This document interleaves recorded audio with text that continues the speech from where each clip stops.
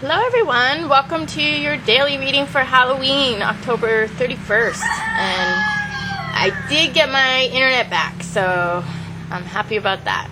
And today I'm going to do maybe a 5-card spread with past, present, future, a healing card, and a overall message card. And I'll draw a tree magic indicator to start.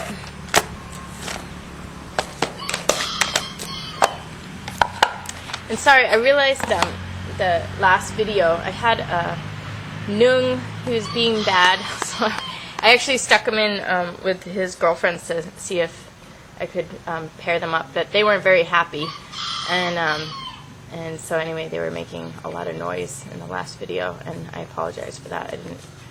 I didn't realize that I had them right nearby and they were making so much noise.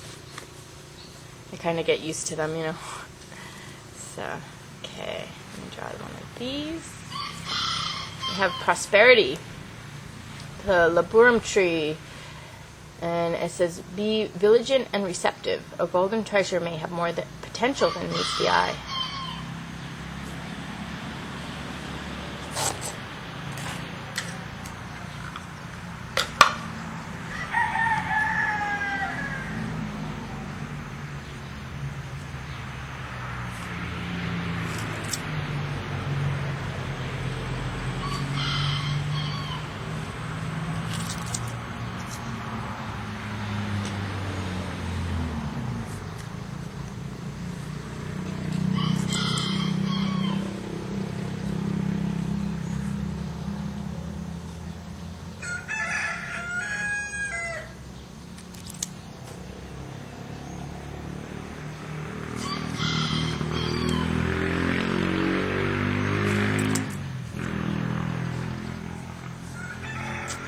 Okay, so, interesting. Well, for the past, we have love that has returned. So, in some way, there is some love that has returned in our life. And so that, I want to say, is kind of the theme of this reading, because that's the past that has returned. And then our present is really being able to look at this in all its dimensions. So it's about use your knowingness, get beyond the beliefs, get beyond the words, get beyond the superficials, and look at the depth of it, and read the movements, read the tones, read the feelings. Know the feelings, know the mind. That seventh chakra is knowingness, and it's being able to lock into others' minds clearly, and being able to lock into the feelings others have clearly, and being able to operate and interact with one another, with other people, based in that truth of what's going on in the inner experience of other people. And the future is about influencing people. So, I want to say it's really about healing too. Healing people with our eyes, healing people with our projections, and influencing situations to bring the highest good out of them. So, often I find when things are not in alignment between mind and spirit, body and spirit, or body and mind, there's underlying hurts and pains and messages there that we need to really connect with and interact with on the level of the root and source of behaviors, and the root and source of why the inner truth is not being expressed. And as we influence people and see them with the healing eyes, it's interesting. I had this conversation a little while ago, but it's almost as if someone said, don't look at people's negatives. But I say, you know what, I'm a healer, and I have to see that. I have to see what's going on. I have to see somebody's pain, and I don't lock into it. It's just that I know it to turn it around, and I compensate or respond to it, to bring out the happiness, to bring out the good feelings, and to ease the mind. It's almost like if I see somebody's uncomfortable, I'll just immediately kind of go in there and shift and change that with my perception and with my influence on them, like immediately showing them that they're the opposite and interacting with them in the opposite way. And then all of a sudden they feel, whatever insecurities they were having, they can't have them when you're projecting, your beauty or their beauty onto them. So you can really draw things out of people. And it's not that you don't see, and it's that you should see, even postures or, anything. I remember even in one of my Rosen Method classes, this woman was a volunteer, and Marion Rosen was like, you see her buttocks is a little large. And we were all like, oh my God, I can't believe she just said that in front of everyone.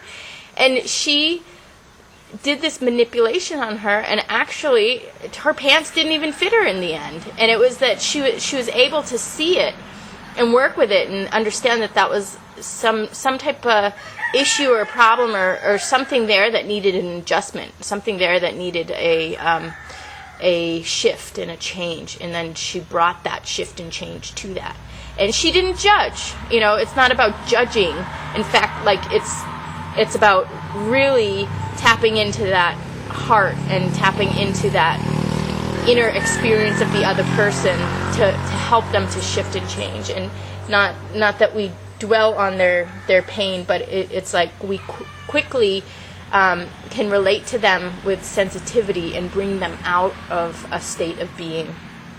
So this is really like, project your beauty, project your love, project your happiness, project the positives onto people to lift them out of anything that you might see here that is not in alignment with the body or with the behavior that has to do with the spirit or the mind. So the healing here is Batia Arcana, and that's an interesting one. For Halloween, the healing is related to the human mysteries and the bats that navigate the night and go back into their safe place in protection, and they really are able to sense things without seeing and navigate around things. But there's that understanding and that comfort in the night. So just looking at this here, it looks like there's something that almost like an understanding we're going to come to in our present with what's happening on the superficial level and how that relates to the deeper level, and an understanding of that deeper level, which is the human mysteries. So our healing has to do with the mysteries, and really it looks like we're able to heal these mysteries by influencing them. So this love here, we're preserving, or we know how to handle, we know how to relate to it, because anything that kind of takes away from it at all or gets in the way, interferes, puts the fears between the love and the people, will be seen and addressed and healed. And with that, we really have an understanding of the dynamics of human nature and what's going on. Because, it's never, whenever it's a person who you have to see clearly or understand, it's not that person in their own disability or own state that they're creating. It's about their experience with other people and in life. So It's about really understanding another person's experience and understanding why they do what they do based on the more expanded perception of what's going on with these people. And, really being able to help those, lift people out of anything that is not true, or anything, any illusions or any weaknesses, anything that is taking away from one's experience.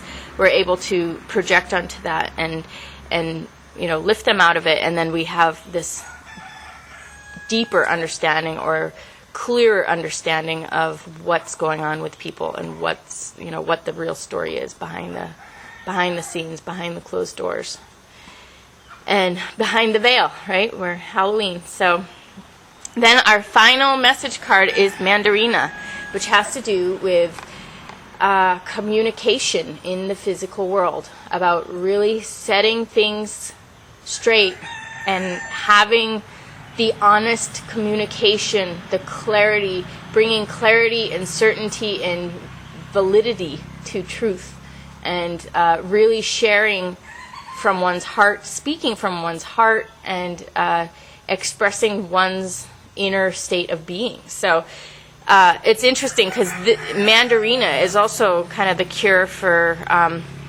what Seiji has to be.